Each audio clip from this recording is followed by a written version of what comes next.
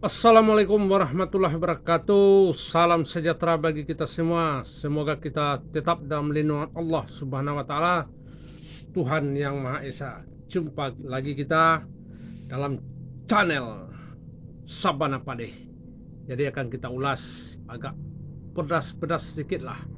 Jadi kalau ibarat makanan ada pedasnya, jadi enak juga untuk kita makan. Nah, ini sudah ramai baik di media massa, di media sosial, Twitter. Ada seorang warga negara kita sedang melontarkan perkataan-perkataan atau kritikan tentang pemindahan ibu kota dari Jakarta ke Kalimantan Timur. Nah, jadi lontaran-lontaran perkataan beliau itulah yang menyebabkan sekarang salah satu masyarakat kita itu masyarakat Kalimantan merasa agak tersinggung. Nah, jadi terjadilah pelaporan ke pihak kepolisian. Nah, kalaupun menurut saya juga ini kritikannya tidak benar juga lah.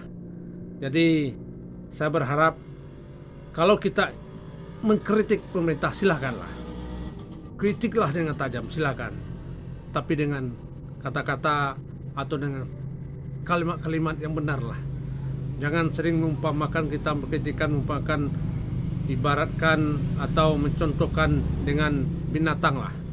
Jadi seperti yang terjadi, saya lihat pernyataan dari seorang Edi Mulyadi ini. Coba kita lihat, dia mengatakan Kalimantan tempat jin buang anak. Nah, dan juga ada teman beliau juga mengatakan hanya monyet yang mau tinggal di Kalimantan. Nah, juga beliau kritik Prabowo Subianto dengan mengatakan macan mengeong. Nah, jadi hal beginilah yang tidak benar, ya. Saya sebagai masyarakat juga sangat mengkritik betul nih kebijakan dari pemerintah kita ini, di presiden kita ini untuk memindahkan ibu kota dari Jakarta ke Kalimantan. Tidak penting sebetulnya, tidak urgen. Saya katakan, kenapa? Karena masalah bangsa kita ini lagi masalah besar. Kenapa? Karena belum selesainya pandemi COVID-19. Nah, pemerintah sudah memberi pernyataan memprediksi bahwa Omikron akan terjadi di bulan Februari dan awal Maret. Nah, ini hati-hati ini.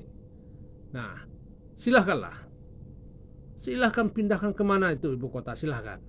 Tapi selesaikanlah dulu masalah yang sangat penting yang mengakibatkan masyarakat Indonesia sengsara, yaitu pandemi COVID-19 ini.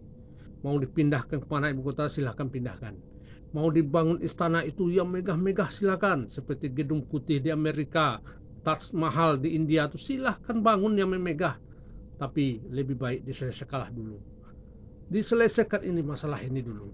Nah, apalagi yang saya lihat, ya, saya dengar biayanya begitu, wah, fantastis, 466 triliun. Nah, lebih baik uangnya ini kita untuk menyelesaikan masalah ekonomi kita ini. Bantuan-bantuan sosial lebih kita perbanyak kepada masyarakat yang sengsara akibat pandemi COVID-19 ini. Nah, itu kritikan saya terhadap pemerintah. Saya takkan bawa nama-nama binatang, tak akan saya bawa seperti macan, mengeong, monyet, saya tak akan bawa itu. Itu salah besar. Nah, apa kritikan saya untuk Pak Prabowo Subianto ini?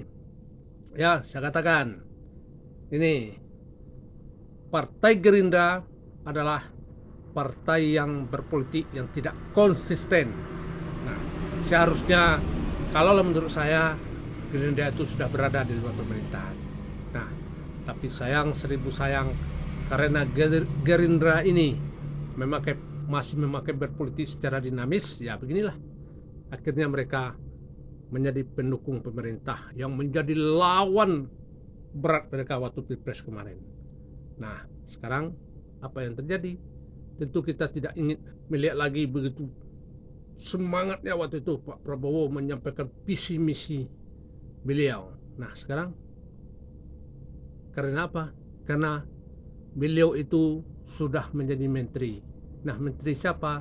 Menteri Pak Jokowi. Berarti pembantu presiden. Nah, kalaulah pembantu presiden, tentu apa yang dikatakan oleh Pak Jokowi waktu membentuk kabinetnya, jelas-jelas dengan tegas dia katakan bahwa visi misi yang harus dijalankan adalah visi misi presiden, bukan visi misi menteri. Nah, itulah, mungkin begitulah yang digambarkan oleh seorang Edi Mulyadi ini, ya. Tapi jangan, sekali lagi, gak usahlah kita bawa-bawa mengibaratkan dengan nama-nama binatang. Itu nggak benar.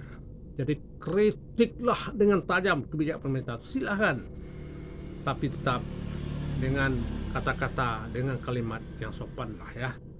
Nah, juga saya sebetulnya ini pernah terjadi waktu itu. Kalau saya salah waktu Pilpres juga nih, antara Pak Prabowo dengan Pak Jokowi juga. Nah, waktu itu panas sekali waktu itu. Nah, keluarlah berita-berita di media massa waktu itu mengatakan bahwa Pak Jokowi ini keturunan PKI, Pak Jokowi ini keturunan Cina. Nah, hal-hal beginilah yang tidak benar sama sekali. Jadi saya katakan, silahkanlah kritik kebijakan pemerintah, silahkan.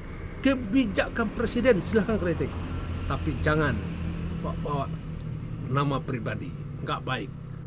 Jadi sekali lagi, saya sebagai masyarakat cuma memberi pendapat bahwa kritiklah dengan tajam kebijakan pemerintah itu, tapi janganlah kita bawa-bawa nama-nama binatang ke dalamnya. Gak usah lah, ya, gak usah. Pemerintah ini perlu dikritik, betul. Supaya apa? Supaya pemerintah ini lebih berhati-hati lagi bikin kebijakan. Nah, itulah gunanya kritik itu. Sekali lagi, marilah kita dewasalah dalam menyikapi semua kebijakan-kebijakan pemerintah ini.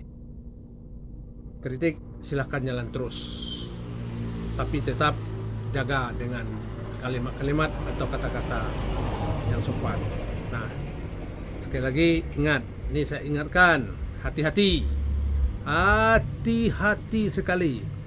Kalau Anda salah mengucapkan kata-kata atau kalimat, kalau Anda sudah salah mengkritik pemerintah dengan kalimat-kalimat yang begitu menyinggung perasaan baik pribadi, dengan seperti yang saya katakan tadi, selalu mengumpamakan dengan nama binatang, hati-hati. Kenapa?